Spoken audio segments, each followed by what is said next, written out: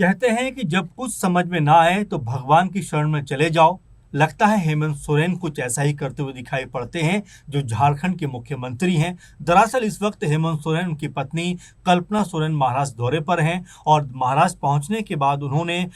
शिरडी में साईं बाबा के दर्शन किए हैं और इस दर्शन को लेकर कई तरह की कहानियां अब सामने बनती हुई दिखाई पड़ती हैं, क्योंकि लोग ये कहते हुए दिखाई दे रहे हैं कि जिस तरह से झारखंड में इस समय राजनीतिक माहौल बना हुआ है, जिस तरीके से झारखंड के अंदर राजनीतिक तौर पे उथल पुथल मची हुई है, पॉलिटिकल तौर पर कहीं ना कहीं आपस में मतभेद होते हुए दिखाई दे रहे हैं, उसको लेकर भी कहा जा रहा है कि ये जो दर्शन करने गए हैं शिरडी बाबा के, वो अपने आप में कई तरह से बहुत ही महत्वपूर्ण है। आपको बता दें कि हेमंत सोरेन ने जब जो शिरडी बाबा के दर्शन किए उसके बाद में वो एक बयान देते हुए दिखाई पड़े। उन्होंने कहा कि धार्मिक और आध्यात्मिक जगहों पर जाने से मन को शांति मिलती है, इसके साथ ही मुश्किलों से लड़ने की हिम्मत मिलती है और जिंदगी में कुछ अच्छे काम करने की प्रेरणा मिलती है। अब आप देखेंगे उनका बयान कि उन्होंने कहा कि मुश्किलों से लड़ने की प्रेरणा मिलती है। आप जिस तरह से झारखंड का पूरा माहौल देख रहे हैं कि राज्यसभा चुनाव होता है और लगभग ये मानकर चला जा रहा था कि दोनों सीटों पर महागठबंधन के जो उम्मीदवार हैं वो यहां पर जीतते हुए दिखाई पड़ेंगे, यानी जो एक आंकड़ा होना चाहिए बहुमत का वो जेएमएम, कांग्रेस पार्टी, आरजेडी और भाकपा माले के पास में आराम से था। लेकिन जब वोट डलते हैं 18 जून को और शाम 5 बजे के बाद जब वोटों की गिनती शुरू होती है और 6 बजे तक जब परिणाम सामने आता है, उन परिणामों को देखकर हर कोई हक्का बक्का रह जाता है, क्योंकि बीजेपी समर्थित जो परिमल नाथ वाणी हैं वो यहाँ पर जीत दर्ज करते हुए नजर आते हैं और प्रणब झा, जिनको पूरी उम्मीद थी कि वो जीतेंगे, कांग्रेस पार्टी ने पूरा माहौल भी बनाया था, सभी जो सहयोगी दल हैं उन्होंने साथ देने का भरोसा भी जताया था, लेकिन साथ देने की बात कहकर जिस तरह का माहौल यहाँ पर बना, क्योंकि प्रणब झा के हिस्से में सिर्फ 20 वोट आए और वो चुनाव हार जाते हैं। उसके बाद में लगातार कांग्रेस पार्टी की तरफ से कई बड़े नेता यहाँ पर बयानबाजी करते हुए दिखाई पड़े। कई नेताओं ने यहाँ पर सीधे तौर पर कहा कि सहयोगी दलों ने उनके साथ में धोखेबाजी की है, उनके साथ में दगा किया है, इसीलिए प्रणब झा जो है चुनाव हार गए। यहां तक कि जो कांग्रेस पार्टी के कई बड़े लीडर्स थे उन्होंने तो यहां तक कहा कि जो जेएमएम पार्टी तो चलो ठीक है, लेकिन आरजेडी पार्टी के जो चारों विधायक थे इन्होंने क्रॉस वोटिंग कर दी। भाकपा माले के ऊपर भी आरोप लगाया। फिर भाकपा माले ने कहा कि पहले कांग्रेस पार्टी अपने गिरेबान में झांक कर देखे। आरजेडी ने भी ये बात कही कि कांग्रेस पार्टी को अपने बारे में सोचना चाहिए, जिनके तमाम जो कह सकते हैं चुनावों में जो उनके एमएलए हैं, विधायक हैं, वो क्रॉस वोटिंग करते हुए दिखाई पड़े। उन्होंने हरियाणा का एग्जाम्पल दिया, उड़ीसा का एग्जाम्पल दिया और भी तमाम जगह उन्होंने ये बात कही कि जिस तरीके से क्रॉस वोटिंग कांग्रेस पार्टी की तरफ से होती है, यानी बिहार में भी यही देखने को मिला था, इसीलिए कांग्रेस पार्टी को पहले अपने दामन में झांक कर देखना चाहिए, अपने अंदर खामी ढूंढनी चाहिए। तो इस तरह का माहौल एक तरीके से बनता हुआ दिखाई पड़ा। तो इन तमाम चीजों के मद्देनजर जब एक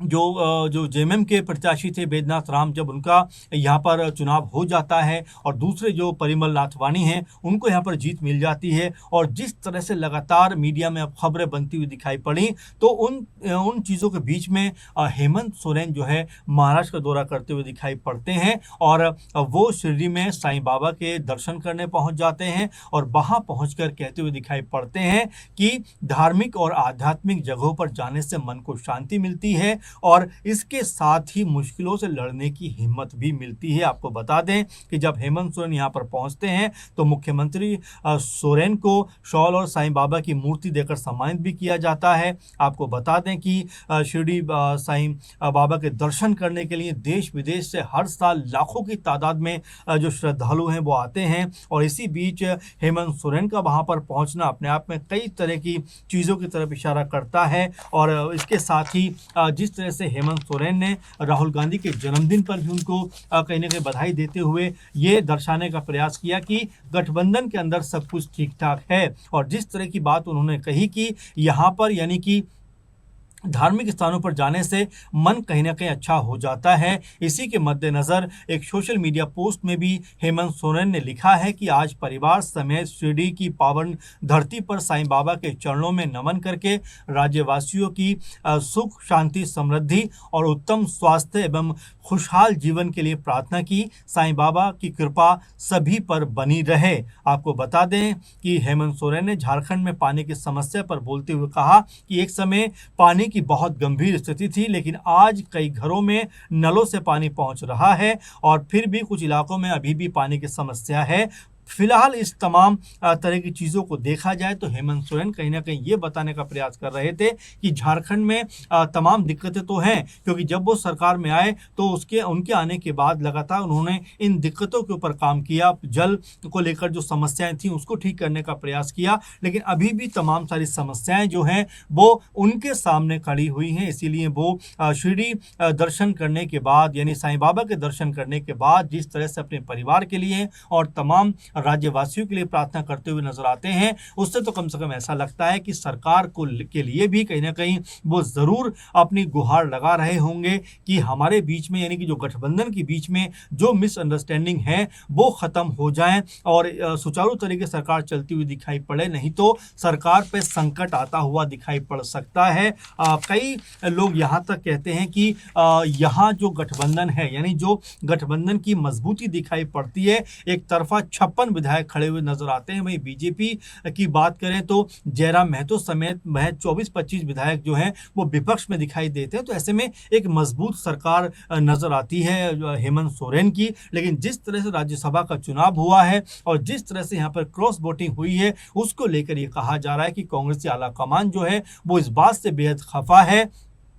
कि आखिर उनको धोखा क्यों दिया गया। जब हमारे पास में पूर्ण बहुमत था तो आखिर प्रणब झा चुनाव क्यों नहीं जीत पाए, और इसी बात को लेकर तनातनी का जो माहौल है वो इस लेवल पर पहुंचता हुआ दिखाई पड़ा कि कांग्रेसी खेमा जो था इसके लिए सीधे तौर पर आरजेडी और भाकपा माले को जिम्मेदार ठहरा रहा था। वहीं जब आरजेडी और भाकपा माले से इस बात को लेकर बातचीत हुई तो उन्होंने उल्टा कांग्रेस को ही समझा दिया कि पहले अपने विधायकों का आप ध्यान रखिए, हमें समझाने से अच्छा है कि आप अपनी पार्टी को मजबूत रखिए, अपनी पार्टी को आप ताकतवर रखिए, क्योंकि जो भी झोल हुआ है वो आपकी पार्टी की तरफ से हुआ है और जो भी धोखेबाजी की है वो आपके ही विधायकों ने की है। यहां तक कि आरजेडी ने तो बिहार का पूरा मामला समझा दिया, जहां पर 3 कांग्रेसी विधायक जो है अनुपस्थित रह गए थे, जिससे उनके प्रत्याशी की हार हो गई थी। तो इन तमाम चीजों को लेकर भी कहा जा रहा था कि क्या आरजेडी ने उसी का बदला लिया है, लेकिन आरजेडी ने कहा कि हमने एक एक वोट जो है वो कांग्रेस पार्टी के जो प्रत्याशी उनके हित में डाला है। तो इन तमाम चीजों के मद्देनजर देखा जा रहा था